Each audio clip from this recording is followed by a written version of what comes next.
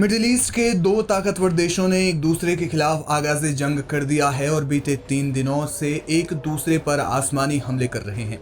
जब ये जंग शुरू हुई तो अमेरिका की भूमिका पर सवाल उठने लगे। कई देशों ने कहा कि इसराइल ईरान पर हमला करने की इतनी बड़ी जरूरत बिना अमेरिका के समर्थन के नहीं कर सकता। वहीं अमेरिका ने इसराइल के हमले से खुद को अलग करते हुए कहा कि उन्हें इस बारे में कोई जानकारी नहीं थी। लेकिन अब ईरान ने अमेरिका को जमकर फटकार लगाई है और इसराइली हमलों में अमेरिका की भूमिका पर भी बयान जारी किया है। इसके साथ ही उन्होंने इसराइल पर युद्ध को भड़काने का आरोप लगाया। ईरान के वजीर खारिजा यानी विदेश मंत्री अब्बास अराक्ची ने कहा कि इसराइल नहीं चाहता कि अमेरिका और ईरान के बीच परमाणु वार्ता हो। उन्होंने कहा कि इसराइली शासन परमाणु मुद्दे पर कोई समझौता नहीं चाहता, वे बातचीत नहीं चाहते, वे कूटनीति नहीं चाहते हैं। परमाणु वार्ता के बीच ईरान के खिलाफ उनकी आक्रामकता इसराइली शासन के किसी भी बातचीत के विरोध को दर्शाती है। उन्होंने पिछली घटनाओं का जिक्र करते हुए कहा कि पिछले सालों में कई बार ऐसा हुआ है कि इसराइल ने हत्याओं, तोड़फोड़ या विभिन्न कार्रवाइयों के माध्यम से हमेशा बातचीत को रोकने की कोशिश की है। अराक्ची ने ईरान के आत्मरक्षा के अधिकार को दोहराया और कहा कि अगर हम पर हमले बंद हो जाते हैं तो जाहिर तौर पर हम भी जवाबी कार्रवाई नहीं करेंगे।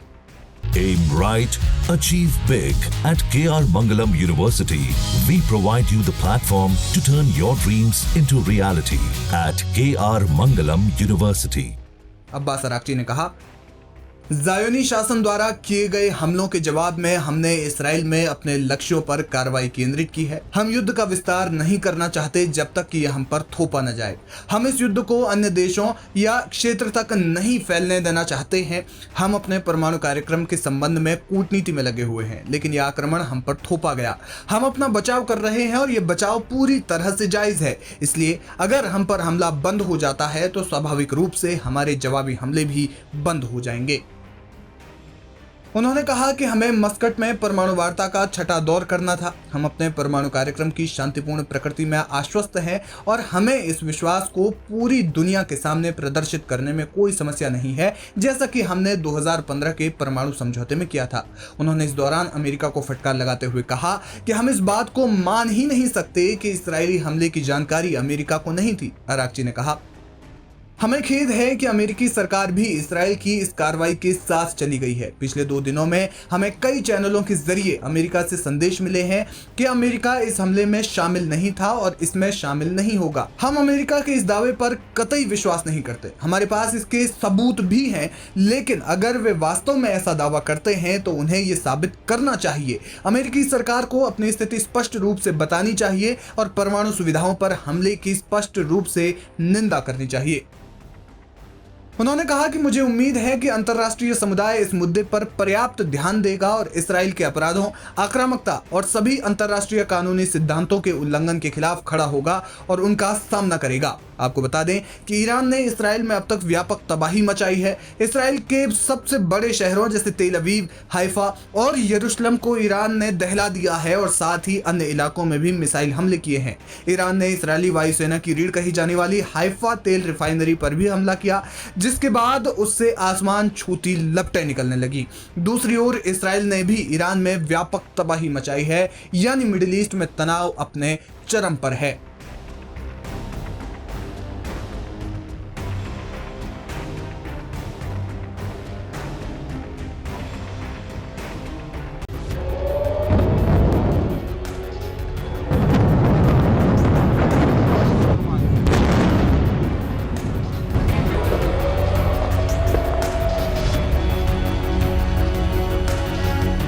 ईरान अब ऐसा बदला ले रहा है कि नेतन्याहू का पूरा देश हिल गया। इजराइल के हमलों का जवाब देते हुए ईरान ने एक बार फिर इजराइल पर मिसाइल दागी।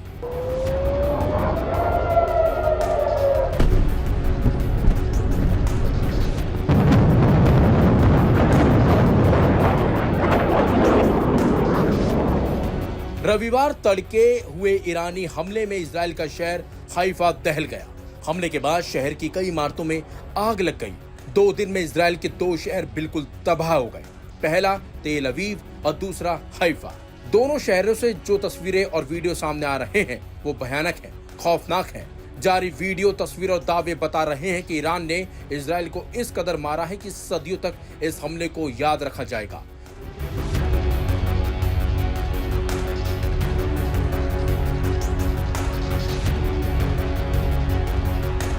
ईरान ने इजरायली हमलों के महज 12 घंटों के अंदर ही अपनी ताकत दिखाने का दावा कर दिया और इजराइल की राजधानी तेल अवीव, हाइफा सहित कई शहरों में आसमान से बस आग बरसी। ईरानी बैलिस्टिक मिसाइल ने पूरे इजराइल को तबाह कर दिया। ईरानी मिसाइलों की तादाद इतनी ज्यादा थी कि इजराइल ही नहीं, दुनिया का सबसे एडवांस और महंगा एयर डिफेंस सिस्टम आयरन डोम भी इनके आगे पस्त हो गया। सैकड़ों ईरानी मिसाइल आयरन डोम को चकमा देकर तेल अवीव पर फट पड़ी। सोशल मीडिया पर जारी तस्वीरें बता रही हैं कि इजराइल को पहली बार किसी ने बराबरी की टक्कर दी है। तेल अवीव को ईरानी बैलिस्टिक मिसाइलों के हमले में पहली बार इतना बड़ा नुकसान पहुंचा है। Aim right, achieve big. At KR Mangalam University, we provide you the platform to turn your dreams into reality. At KR Mangalam University.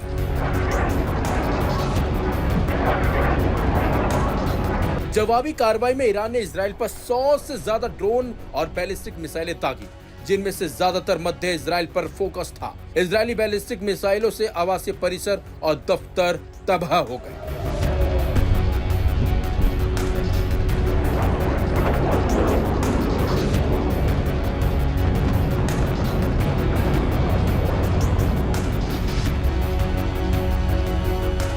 Expert भी मानते हैं कि इजराइल ने ईरान पर जिस तरह से अटैक किया था वो सीधे सीधे इस्लामिक रिपब्लिक ईरान के अस्तित्व को चुनौती थी। उस पर से पीएम नेतन्याहू ने बयान दे दिया कि हम ऐसा बार बार करेंगे। ईरान ने भी अपनी अंडरग्राउंड मिसाइल सिटीज खोल दी है और लगभग 1700 किलोमीटर दूर इजराइल पर आग की वो बरसात की है कि जिसकी कल्पना किसी ने नहीं की थी।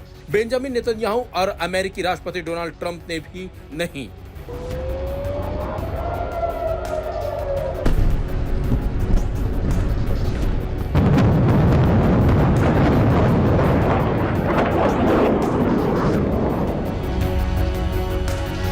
इजराइल पर ईरान के हमलों के बाद यमन की राजधानी सना में रात में ही हजारों लोग सड़कों पर उतर आए और ईरानी हमलों से गदगद दिखाई दिए।